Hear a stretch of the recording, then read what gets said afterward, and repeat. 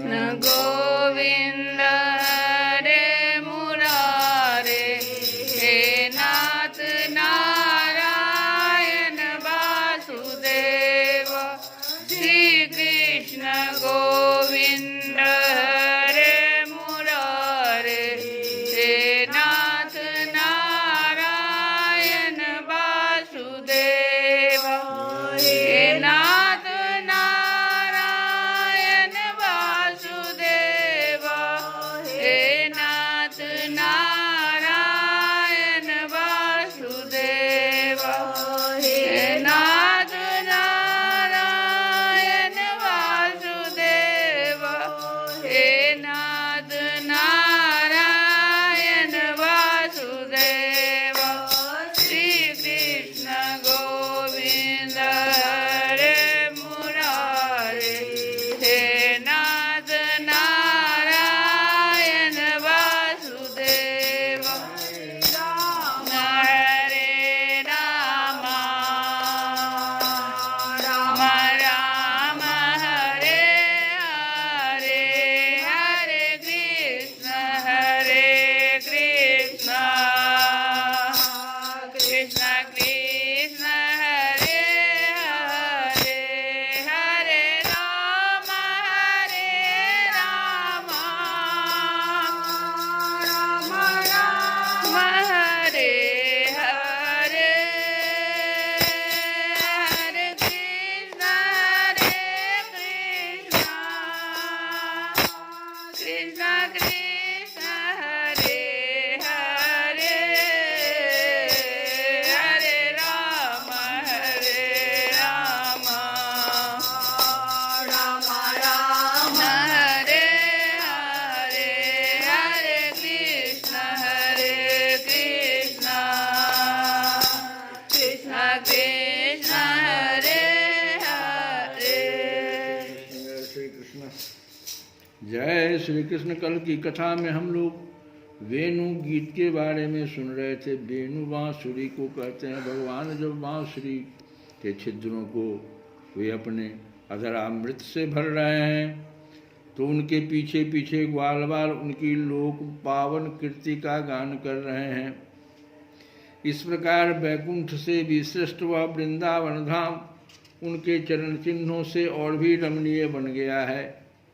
परीक्षित, यह बंसी ध्वनि जड़ चेतन समस्त भूतों का मन चुरा लेती है। गोपियों ने उसे सुना और सुनकर उसका वर्णन करने लगी। वर्णन करते करते वे तन्मय हो गई और श्री कृष्ण को पाकर आलिंगन करने लगी। गोपियाँ आपस में बातचीत करने लगी। अरे सखी, हमने तो आँख वालों के जीवन की और उनकी आँखों की बस यही इतनी ही सफलता समझी है, और तो हमें कुछ मालूम ही नहीं। वह कौन सा लाभ है? वह यही है कि जब श्याम सुंदर श्री कृष्ण और गौर सुंदर बलराम ग्वाल वालों के साथ गायों को हाँक कर वन में ले जा रहे हों या लौटाकर ब्रज में ला रहे हों, उन्होंने अपने अधरों पर मुरली धर रखी हो और प्रेम भरी तिरछी चितवन से हमारी ओर देख रहे हों, उस समय हम उनकी मुख माधुरी का पान करती रहें। यही आँख की शोभा है। जिसको ये मिला उसको उसका आँख सफल है। हरी सखी, जब वे आम की नई कोपलें, मोरों के पंख, फूलों के गुच्छे, रंग बिरंगे कमल और कुमुद की मालाएं धारण कर लेते हैं, श्री कृष्ण के सांवरे शरीर पर पीताम्बर और बलराम के गोरे शरीर पर नीलांबर फहराने लगता है, तब उनका वेश बड़ा विचित्र बन जाता है। ग्वाल बालों की गोष्ठी में वे दोनों बीचों बीच बैठ जाते हैं और मधुर संगीत की तान छेड़ देते हैं।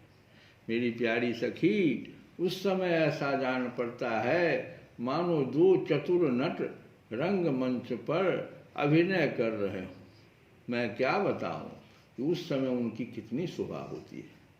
हरि गोपियों, जब वेणु पुरुष जाति का होने पर भी पूर्व जन्म में न जाने ऐसा कौन सा साधन भजन कर चुका है कि हम गोपियों की अपनी संपत्ति दामोदर के अधरों की सुधा स्वयं ही इस प्रकार पिए जा रहा है कि हम लोगों के लिए थोड़ा सा भी रस शेष नहीं रहेगा। इस वेणु को अपने रस से सींचने वाली हृदयनियाँ आज कमलों के विश्व रोमांचित हो रही है और अपने वंश में भगवत प्रेमी संतानों को देखकर श्रेष्ठ पुरुषों के समान वृक्ष भी इसके साथ अपना संबंध जोड़कर आँखों से आनंद आंसू बहा रहे हैं। हरि सखी, यह वृंदावन वैकुंठ लोक तक पृथ्वी की कीर्ति का विस्तार कर रहा है, क्योंकि यशोदा नंदन श्री कृष्ण के चरण कमलों के चिन्हों से चिन्हित हो रहा है। सखी, जब श्री कृष्ण अपनी मुनिजन मोहनी मुरली बजाते हैं तब मोर मतवाले होकर उनकी ताल पर नाचने लगते हैं। यह देखकर पर्वत की चोटियों पर विचरने वाले सभी पशु पक्षी चुपचाप शांत होकर खड़े रह जाते हैं। अरे सखी, जब प्राण वल्लभ श्री कृष्ण विचित्र वेश धारण करके बांसुरी बजाते हैं तब मूढ़ बुद्धि वाले हरिणियाँ भी बंसी की तान सुनकर अपने पति कृष्ण सार मृगों के साथ नंद नंदन के पास चली जाती है और अपनी प्रेम भरी बड़ी बड़ी आँखों से उन्हें निरखने लगती है। निरखती क्या है, अपनी कमल के समान बड़ी बड़ी आँखें श्री कृष्ण के चरणों पर निछावर कर देती है और श्री कृष्ण की प्रेम भरी चितवन के द्वारा किया हुआ अपना सत्कार स्वीकार करती है। वास्तव में उनका जीवन धन्य है। हम वृंदावन की गोपी होने पर भी इस प्रकार उन पर अपने को निछावर नहीं कर पाती। हमारे घर वाले कुढ़ने लगते हैं, कितनी विडंबना है। अरे सखी, हरनियों की तो बात ही क्या है। स्वर्ग की देवियाँ जब युवतियों को आनंदित करने वाले सौंदर्य और शील के खजाने श्री कृष्ण को देखती है और बांसुरी पर उनके द्वारा गाया हुआ मधुर संगीत सुनती है तब उनके चित्र विचित्र आलाप सुनकर वे अपने विमान पर ही सुध बुध खो बैठती है, मूर्छित हो जाती है। यह कैसे मालूम हुआ सखी? सुनो तो, जब उनके हृदय में श्री कृष्ण से मिलने की तीव्र आकांक्षा जग जाती है तब वे अपना धीरज खो बैठती हैं, बेहोश हो जाती हैं। उन्हें इस बात का भी पता नहीं चलता कि उनकी चोटियों में गुथे हुए फूल पृथ्वी पर गिर रहे हैं। यहाँ तक कि उन्हें अपनी साड़ी का भी पता नहीं रहता, वह कमर से खिसक कर जमीन पर गिर जाती है। अरे सखी, तुम देवियों की बात क्या कह रही हो? इन गौओं को नहीं देखती? जब हमारे कृष्ण प्यारे अपने मुख से बांसुरी में स्वर भरते हैं और गौएं उनका मधुर संगीत सुनती है तब ये अपने दोनों कानों के दोनों संभाल लेती है, अपने दोनों कानों के दोने संभाल लेती है, खड़े कर लेती है और मानो उनसे अमृत पी रही हो, इस प्रकार उस संगीत का रस लेने लगती है। ऐसा क्यों होता है सखी? अपने नेत्र के द्वार से श्याम सुंदर को हृदय में ले जाकर वे उन्हें वहीं विराजमान कर देती है और मन ही मन उनका आलिंगन करती है। देखती नहीं हो, उनके नेत्रों से आनंद के आंसू छलकने लगते हैं। उनके बछड़ों की तो दशा ही निराली हो जाती है। यद्यपि गायों के थनों से अपने आप दूध झड़ता रहता है, वे जब दूध पीते पीते अचानक ही बंसी ध्वनि सुनते हैं तब मुंह में लिया हुआ दूध का घूंट न उगल पाते हैं और न निगल पाते हैं। उनके हृदय में भी होता है भगवान का संस्पर्श और नेत्रों में छलकते होते हैं आनंद के आंसू। वे ज्यों के त्यों ठिठके रह जाते हैं। अरे सखी, गौएं और बछड़े तो हमारी घर की वस्तु हैं, उनकी बात तो जाने ही दो। वृंदावन के पक्षियों को तुम नहीं देखती हो, उन्हें पक्षी कहना ही भूल है। सच पूछो तो उनमें से अधिकांश बड़े बड़े ऋषि मुनि हैं। वे वृंदावन के सुंदर सुंदर वृक्षों की नई और मनोहर कोपलों वाली डालियों पर चुपचाप बैठ जाते हैं और आंखें बंद नहीं करते। निर्निमेष नयनों से श्री कृष्ण की रूप माधुरी तथा प्यार भरी चितवन देख देख कर निहाल होते रहते हैं तथा कानों से अन्य सब प्रकार के शब्दों को छोड़कर केवल उन्हीं की मोहनी वाणी और बंसी का त्रिभुवन मोहन संगीत सुनते रहते हैं। कल भी हम लोग गरीबनाथ मंदिर में देखे थे कि बंदर किस प्रकार से दोनों कान को और मुंह सबको नीचे झुका करके और भगवान के भजन को सुन रहा था। कुछ भी उसको देता था वो नहीं लेता था, एक बार मुंह उठा के देख लेता था, फिर वैसे ही वैसे हो जाता। मेरी प्यारी सखी, उनका जीवन कितना धन्य है। अरे सखी, देवता गौओं और पक्षियों की बात क्यों करती हो? वे तो चेतन हैं। इन जड़ नदियों को तो नहीं देखती, इनमें जो भंवर दिख रहे हैं उनसे इनके हृदय में श्याम सुंदर से मिलने की तीव्र आकांक्षा का पता चलता है। उनके वेग से ही तो इनका प्रवाह रुक गया है। इन्होंने भी प्रेम स्वरूप श्री कृष्ण की बंसी ध्वनि सुन ली है। देखो देखो, ये अपनी तरंगों के हाथों से उनके चरण पकड़कर कमल के फूलों का उपहार चढ़ा रही है और उनका आलिंगन कर रही है, मानो उनके चरणों पर अपना हृदय ही निछावर कर रही है। अरे सखी, ये नदियाँ तो हमारी पृथ्वी की, हमारे वृंदावन की वस्तुएं हैं। तनिक इन बादलों को भी तो देखो। जब वे देखते हैं कि ब्रजराज कुमार श्री कृष्ण और बलराम जी ग्वाल बालों के साथ धूप में गौवे चरा रहे हैं और साथ साथ बांसुरी भी बजाते जा रहे हैं, तब उनके हृदय में प्रेम उमड़ आता है।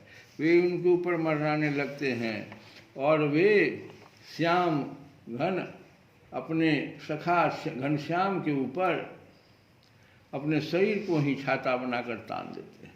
इतना ही नहीं सखी, वे जब उन पर नन्ही नन्ही फुहियों की वर्षा करने लगते हैं तब ऐसा जान पड़ता है कि वे उनके ऊपर सुंदर सुंदर श्वेत कुसुम चढ़ा रहे हैं। नहीं सखी, उनके बहाने वे तो अपना जीवन ही छावर कर देते हैं। अरे भद्र, हम तो वृंदावन की इन भीलनियों को ही धन्य और कृतकृत्य मानते हैं। ऐसा क्यों सखी? इसलिए कि इनके हृदय में बड़ा प्रेम है। जब ये हमारे कृष्ण प्यारे को देखती हैं तब इनके हृदय में भी उनसे मिलने की तीव्र आकांक्षा जगी उठती है। इनके हृदय में भी प्रेम की व्याधि लग जाती है। उस समय में ये क्या उपाय करती है, यह भी सुन लो।